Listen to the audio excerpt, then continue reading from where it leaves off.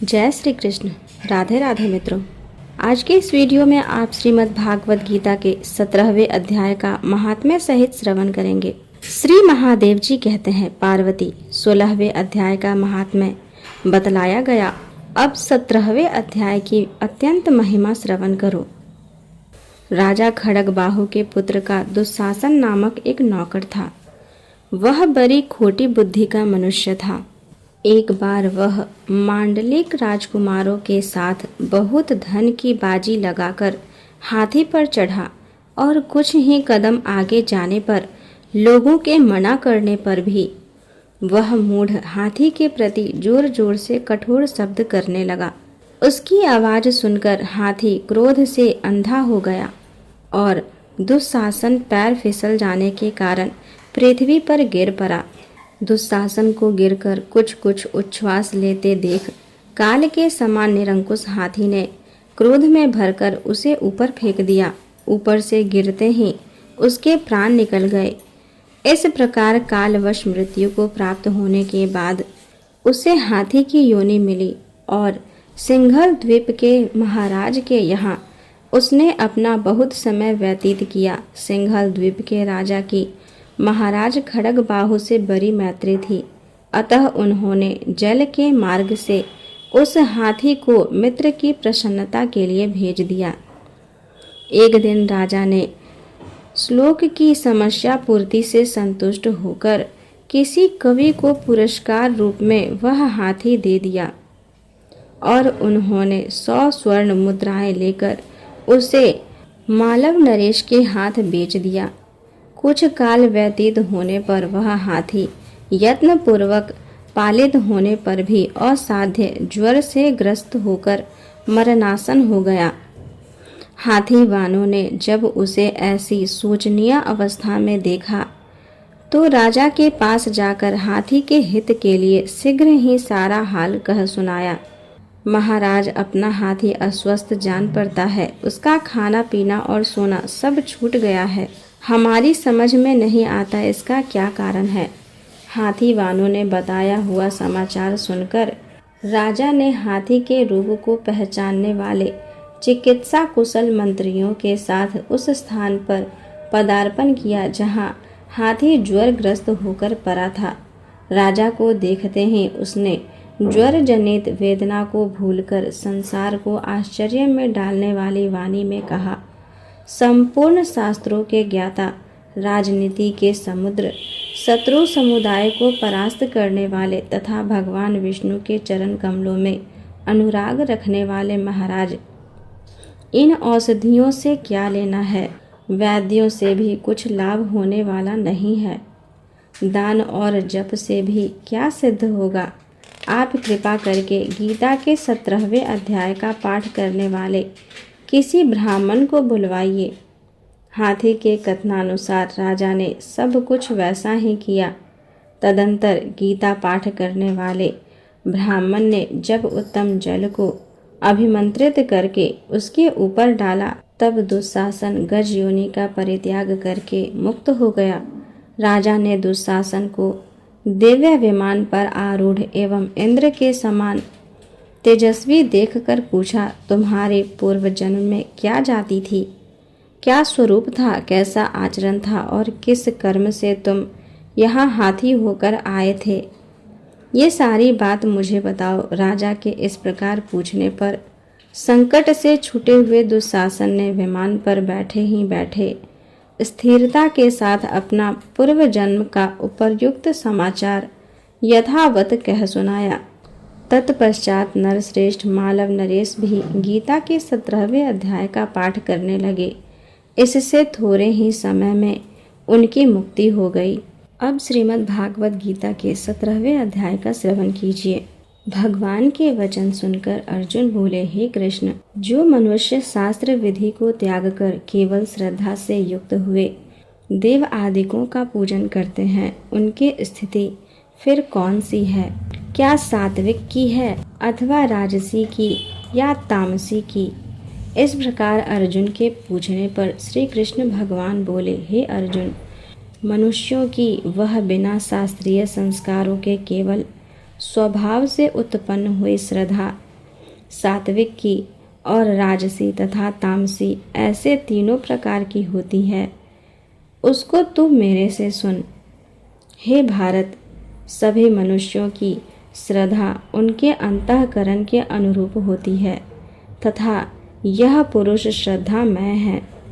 इसीलिए जो पुरुष जैसी श्रद्धा वाला है वह स्वयं भी वही है, अर्थात जैसी जिनकी श्रद्धा है वैसा ही उसका स्वरूप है। उनमें सात्विक पुरुष तो देवों को पूजते हैं और राजस पुरुष यक्ष और राक्षसों को पूजते हैं तथा अन्य जो तामस मनुष्य हैं वे प्रेत और भूतगणों को पूजते हैं। हे अर्जुन, जो मनुष्य शास्त्र विधि से रहित केवल मनः कल्पित घोर तप को तपते हैं तथा दंभ और अहंकार से युक्त एवं कामना, आसक्ति और बल के अभिमान से भी युक्त हैं तथा जो शरीर रूप से स्थित भूत समुदाय को अर्थात शरीर, मन और इंद्रिय आदिकों के रूप में परिणत हुए आकाश आदि 5 भूतों को और अंतःकरण में स्थित मुझ अंतर्यामी को भी कृश करने वाले हैं, उन अज्ञानियों को तू आसुरी स्वभाव वाले जान।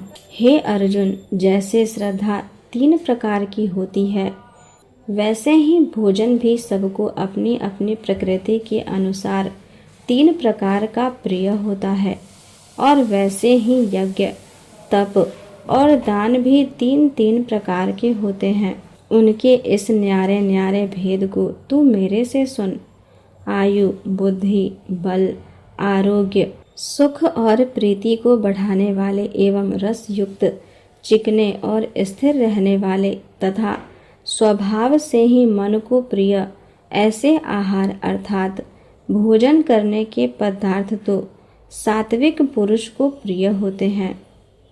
कड़वे, खट्टे, लवण युक्त और अति गर्म तथा तीक्ष्ण, रूखे और दाहकारक एवं दुख, चिंता और रोगों को उत्पन्न करने वाले आहार अर्थात भोजन करने के पदार्थ राजस पुरुष को प्रिय होते हैं तथा जो भोजन अधपका, रस रहित और दुर्गंध युक्त एवं बासी और उच्छिष्ट है तथा जो अपवित्र भी है वह भोजन तामस पुरुष को प्रिय होता है। हे अर्जुन, जो यज्ञ शास्त्र विधि से नियत किया हुआ है तथा करना ही कर्तव्य है, ऐसे मन को समाधान करके फल को न चाहने वाले पुरुषों द्वारा किया जाता है, वह यज्ञ तो सात्विक है। और हे अर्जुन, जो यज्ञ केवल दंभाचरण के लिए ही अथवा फल को भी उद्देश्य रखकर किया जाता है, उस यज्ञ को तू राजस जान तथा शास्त्र विधि से हीन और अन्नदान से रहित एवं बिना मंत्रों के, बिना दक्षिणा के और बिना श्रद्धा के किए हुए यज्ञ को तामस यज्ञ कहते हैं। हे अर्जुन, देवता, ब्राह्मण, गुरु और ज्ञानी जनों का पूजन एवं पवित्रता, सरलता, ब्रह्मचर्य और अहिंसा यह शरीर संबंधी तप कहा जाता है तथा जो उद्वेग को न करने वाला प्रिय और हितकारक एवं यथार्थ भाषण है और जो वेद शास्त्रों के पढ़ने का एवं परमेश्वर के नाम जपने का अभ्यास है, वह निसंदेह वाणी संबंधी तप कहा जाता है तथा मन की प्रसन्नता और शांत भाव एवं भगवत चिंतन करने का स्वभाव, मन का निग्रह और अंतःकरण की पवित्रता, ऐसे यह मन संबंधी तप कहा जाता है। परंतु हे अर्जुन, फल को न चाहने वाले निष्कामी योगी पुरुषों द्वारा परम श्रद्धा से किए हुए उस पूर्वोक्त 3 प्रकार के तप को सात्विक कहते हैं। और जो तप सत्कार, मान और पूजा के लिए अथवा केवल पाखंड से ही किया जाता है, वह अनिश्चित और क्षणिक फल वाला तप यहाँ राजस कहा गया है। जो तप मूढ़ता पूर्वक हठ से मन, वाणी और शरीर की पीड़ा के सहित अथवा दूसरे का अनिष्ट करने के लिए किया जाता है, वह तप तामस कहा गया है। और हे अर्जुन, दान देना ही कर्तव्य है। ऐसे भाव से जो दान देश काल और पात्र को प्राप्त होने पर प्रत्युपकार न करने वाले के लिए दिया जाता है, वह दान तो सात्विक कहा गया है।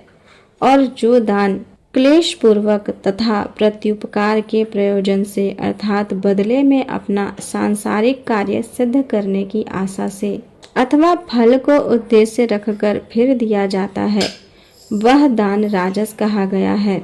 और जो दान बिना सत्कार किए अथवा तिरस्कार पूर्वक अयोग्य देश काल कुपात्र के लिए अर्थात मद्य मांस आदि अभक्ष्य वस्तुओं के खाने वालों एवं चोरी जारी आदि नीच कर्म करने वालों के लिए दिया जाता है, वह दान तामस कहा गया है। हे अर्जुन, ओम तत्सत। ऐसे यह 3 प्रकार का सच्चिदानंद घन ब्रह्म का नाम कहा गया है। उसी से सृष्टि के आदि काल में ब्रह्मा और वेद तथा यज्ञ आदि रचे गए हैं। इसीलिए वेद को कथन करने वाले श्रेष्ठ पुरुषों की शास्त्र विधि से नियत की हुई यज्ञ, दान और तप रूप क्रियाएं सदा ओम ऐसे इस परमात्मा के नाम से उच्चारण करके ही आरंभ होती है। तत् अर्थात तत् नाम से कहे जाने वाले परमात्मा का ही यह शब्द है। ऐसे इस भाव से फल को न चाहकर नाना प्रकार की यज्ञ तप रूप क्रियाएं तथा दान रूप क्रियाएं कल्याण की इच्छा वाले पुरुषों द्वारा की जाती है। सत। ऐसे यह परमात्मा का नाम सत्य भाव में और श्रेष्ठ भाव में प्रयोग किया जाता है तथा हे पार्थ, उत्तम कर्म में भी सत शब्द प्रयोग किया जाता है तथा यज्ञ तप और दान में जो स्थिति है वह भी सत है ऐसे कही जाती है। और उस परमात्मा के अर्थ किया हुआ कर्म निश्चय पूर्वक सत है ऐसा कहा जाता है। हे अर्जुन, बिना श्रद्धा के होमा हुआ हवन और दिया हुआ दान एवं तपा हुआ तप और कुछ भी किया हुआ कर्म है, वह समस्त असत ऐसे कहा जाता है। इसीलिए वह न तो इस लोक में लाभदायक है और न मरने के पीछे ही लाभदायक है। इसीलिए मनुष्य को चाहिए कि सच्चिदानंद घन परमात्मा के नाम का निरंतर चिंतन करता हुआ निष्काम भाव से केवल परमेश्वर के लिए शास्त्र विधि से नियत किए हुए कर्मों का परम श्रद्धा और उत्साह के सहित आचरण करे। इस प्रकार श्रीमद् भागवत गीता में श्रद्धा त्रय विभाग योग नामक 17वां अध्याय पूर्ण हुआ। धन्यवाद।